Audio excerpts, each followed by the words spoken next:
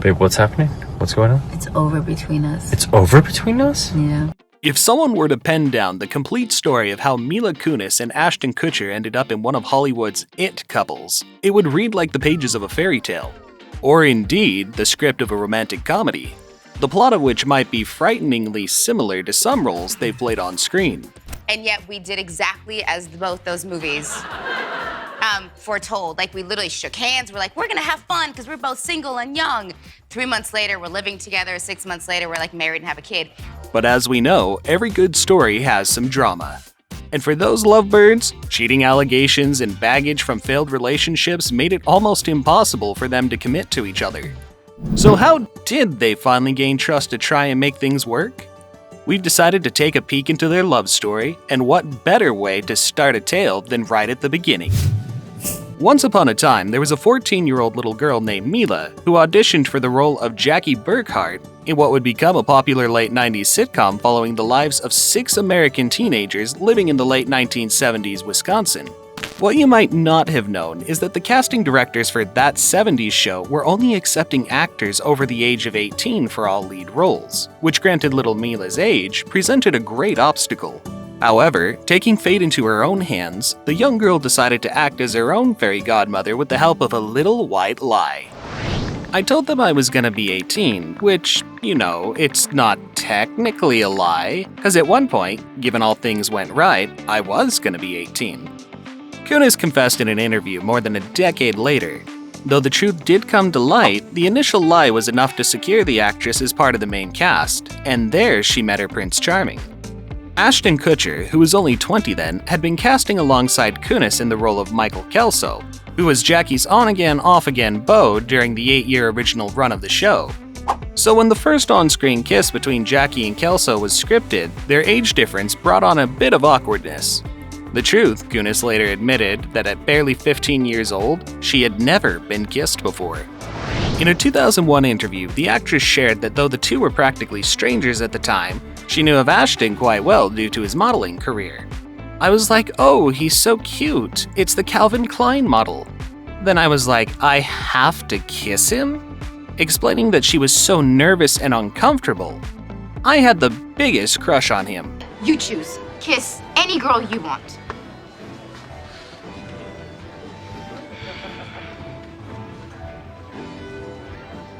At the time of the kiss, Kutcher was unaware that it was Mila's first. I'm the first guy she kissed? Oh my god, I had no idea. I'm so glad I didn't know that, or it would have been way too much pressure, the actor revealed. Unfortunately, young Mila's childhood crush did not develop into anything further between the two due to their age gap. A fellow co-star explained that though the on-screen romance between the characters continued, they had completely separate lives. Mila was a kid. That was awkward for Ashton at the beginning. I joke about it, but my husband and I were two very different people. Yeah. 15, 20 years ago when we reconnected 8 years ago. Yeah, very different people. So rom-com worthy first kiss aside, Kunis started dating Home Alone child star Macaulay Culkin in 2002. There was speculation and rumors about the couple getting married during their nearly a decade-long relationship. Trying to keep their relationship out of the public's eyes, Mila shared small details about their dynamic, saying, "We grew up together. You find a steady rock in your life, and that's all you need. We have our ups and downs, but work through them." In the same interview, Kunis further questioned whether the relationship would have been the same had they not met in their teens. The actress also expressed how fans' reactions to Culkin in public and other side effects of dating such a high-profile star complicated things. This may have added to why Mila fought to keep their relationship low profile. When the couple broke up, it was announced as an amicable split and that the two stars remained friends. Opening up on a podcast later after their separation, Kunis revealed that it had, in fact, been a horrible breakup, painting herself as the villain when it all went down. It's up what I did and up how I did it. And so when I got to be single, I was like, I just need to figure myself out. Like, I genuinely need to know why I did what I did and like regroup myself as a human. Without going into very much detail, the actress further reflected, saying, "I was an in my 20s, and I'll be the first to admit it." When her cheating rumors surfaced, they were quickly dismissed. Years later, when asked if she forgave herself, Mila's unclear comment of, everybody kind of forgave everybody for what went down, left everyone thinking, what exactly did the actress do?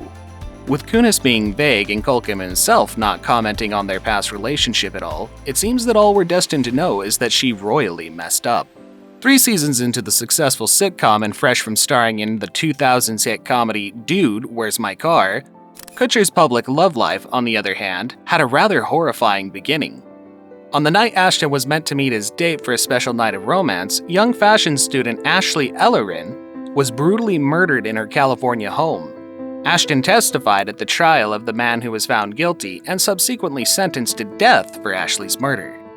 Kutcher stated that he had last spoken to her on a call around 8:24 p.m., explaining that he was still at a friend's house while she returned that she just left the shower. The actor said when he arrived at Ashley's door later that night, "I knocked on the door and there was no answer. I knocked again, and once again, no answer. At this point, I pretty well assumed that she had left for the night and that I was late, and she was upset." 4 years after that tragic night, Kutcher made headlines when he married ghost actress Demi Moore. The two had been dating for 2 years, and the tabloids were full of comments on the large gap between their ages. Except this time, Kutcher was the younger of the pair, with Moore being 15 years older. The couple was together for 6 years before Moore announced her decision to end the marriage in late 2011. Rumors about Kutcher's infidelity and other relationship struggles were rampant even before the actress filed for divorce. In her memoir, Moore goes into explicit detail of how her husband not only made fun of her alcoholism, he also attempted to justify his cheating by suggesting that her agreeing to participate in threesomes blurred the line for him. Moore also revealed that she had once been pregnant early in their relationship but painfully suffered a miscarriage at 6 months. The couple decided on IVF treatment to try conceiving again, but as the years went by, her husband seemed to pull away from the relationship while Moore spiraled into her grief. Kutcher finally refusing to continue with the IVF treatment was the nail that sealed the coffin to their relationship. Do you keep in touch with that cast at all? Yeah, we all keep in touch. Yeah? Anybody more than the others? Though Kunis spoke of the two keeping in contact over the years after Kutcher left that 70s show, having gone through admittedly rough separations where they were seemingly both in the wrong still didn't open the door to them beginning their romance. You and Ashton hanging out, everybody thinks, oh, they're dating, but you must laugh about that. You know? I do. Well, listen, I can answer. Yes, it's very absurd. I've never commented on my personal life. I'm not gonna start commenting on my personal life now. But when you stand, it's a friend. A friend is a friend. It wasn't until the night of the 69th Golden Globes in January, a year later, that Kunis and Kutcher saw each other again. Returning to the fairy tale-like quality of their first meeting, Kunis remembers seeing an attractive man from across the room before realizing it was her old on-screen lover. So I see this guy and I see his back, and he's really tall, and I'm like, who's that tall guy? And I'm wearing this big, poofy dress, and I look ridiculous, and then he just turns around, and it's literally like if we were in a movie, the music would start playing and the violins would go. I think he, for the first time ever, took my breath away. I was like, fuck, he's good looking. The actors reconnected over the course of the evening, and by the end, Kutcher had issued Kunis an invitation to his upcoming housewarming in Hollywood. Or maybe for her to get a chance to see their future home? Okay, let's not get ahead of ourselves, because Kutcher had other plans. The night of his housewarming, the actor had apparently planned to set Kunis up with one of his friends, who conveniently never made it to the party. Thinking back to the night, the star said, "I think I was smoking cigarettes at the time, and I was still a smoker, and she had quit smoking, and she was like, she wanted me to like shotgun a cigarette smoke so she could breathe it in, and I was like, alright," happily adding, "and I started doing this, and gradually through the night, it got closer and closer and closer. It was kind of obvious that things were happening." And yes, we can all guess what happened next. The couple shared their first real off-screen kiss. Then what followed can only be described as a parody of a rom-com plot both actors were quite familiar with. Two friends start hooking up. The pair promised to keep it casual, but ultimately, as we all know, they ended up falling in love. Kutcher and Kunis thought they were somehow an exception to the rule, as if when Harry met Sally didn't send everyone a message. No man can be friends with a woman he finds attractive, especially if they happen to be sleeping together.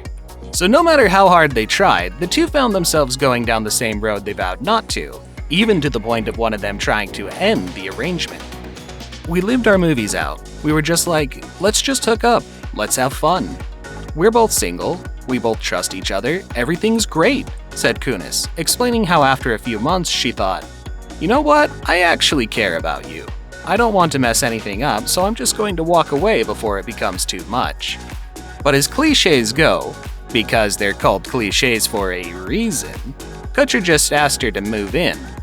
Fortunately, they both showed signs that they had matured past their previous mistakes from their old relationships. It wasn't much of a surprise when they welcomed their baby girl just a year before they decided to tie the knot. Boy! Oh, you got married! They got married, everybody! Oh my God! Oh my God! Mr. and Mrs. Kutcher! With the arrival of their second child to complete their happy family, it's safe to say that little Mila got her happily ever after.